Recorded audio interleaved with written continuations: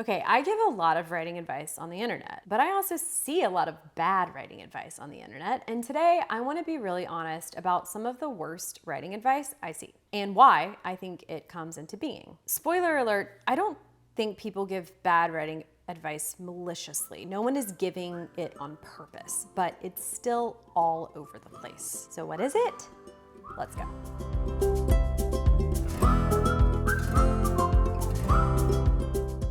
Quick story.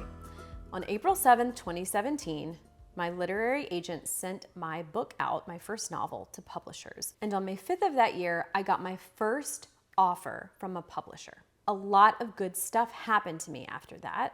My book went to auction because it turned out that a few publishers wanted it, and that was a dream come true. I ended up with my dream publisher, HarperCollins, and with my ideal editor there. But of all of the good stuff that happened after that first offer, nothing compared to the feeling I had on the phone with my agent that day when she told me that we had a first offer. It was like my body exhaled for the first time in 6 years, because that's about how long I had been working on that novel, 6 years. I had written at least 13 drafts of it. And since that first draft, which by the way, I had written after Googling how many words are in a novel and then just writing until I hit that number, I had taken a dozen or more writing classes, including one that completely derailed me because the feedback the instructor gave me was essentially to write a totally different book. And so I took her advice and tried to write that book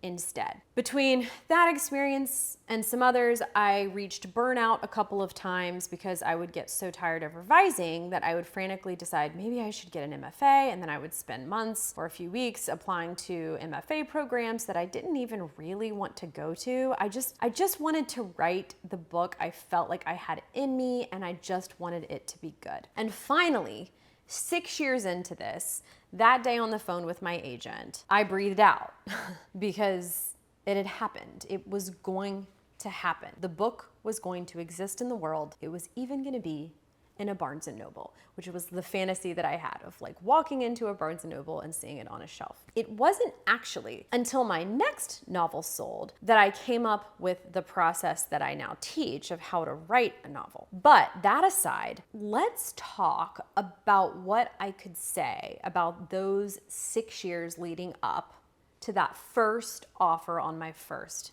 novel. I could tell that story that I just gave you an overview of in an instructive way. I could put a spin on it, right? I could say, listen, if you want to publish a novel, here's what you should do, because this is what I did. First, you should Google how many words are in a novel, and then you should just write until you hit that number. You should also take like 3 to 4 writing classes a year where you and your peers give each other feedback. Even though you leave the classes feeling discouraged and kind of icky and rarely, if ever, inspired, take them anyway. You should write to please others, particularly instructors of any classes that you're taking, as much as possible for about 5 years. And you should definitely rewrite your draft based on what one person says. And then if you do this for 6 years, maybe you'll write a publishable novel, because that's what I did. Now, if I said all of this, right, it would be false.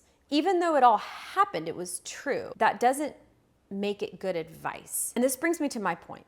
Just because someone is successful doesn't mean that every step they took contributed to their success. Yes, we fail and learn, but we often look at someone and think, hey, they achieved X because they did Y, when they may have, in fact, gotten X in spite of the fact that they did Y. I didn't write a publishable novel because I listened to my peers' feedback and took it to heart without question and let it confuse me and throw me off track. I wrote a publishable novel in spite of that. And yet, especially in the world of creative writing, I think there are conventions, not only in writing itself, but also in writing education, like the peer feedback model of creative writing classes, that do not contribute to the success of writers. But because writers who participate in these experiences go on to be successful, they appear to be helpful. In reality, those writers were probably going to be successful anyway, and may have been more successful sooner if they hadn't had to deal with all of the nonsense writing conventions and advice and peer feedback models that permeate the creative writing world. Okay, so what are some of these conventions? A major one is editing as you write. No, The time for editing is during revision, not as you write. Another is thinking about writing rules and devices as you're writing. No, you want to be experiencing the story. Those are diagnostic, those are for later. And a third is getting feedback as you're going along, especially from peers in writing classes. That is not helpful. Quick caveat here, maybe it can be helpful if it's from a professional and it's specific and the person understands how to talk to a writer who is working on a first draft and the person is not condescending or bringing their own emotional baggage to the exchange. But see, this is a lot to ask. So it's safer to save feedback, I think, for when you have a draft complete. Here's what I would love for you to take away from this video. Just because someone is successful doesn't mean they know why. And also, not all successful people actually want it to be easy for other people to find success. I've actually found in the creative writing world that there's a lot of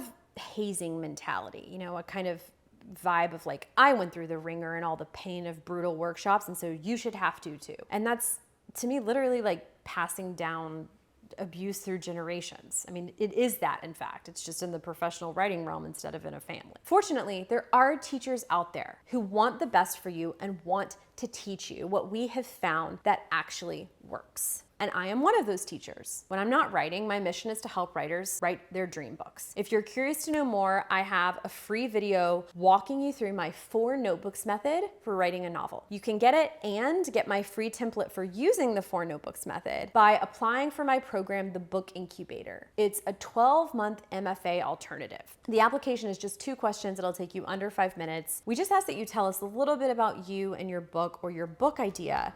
And if you're accepted, we'll send you that free training. I hope to hear from you.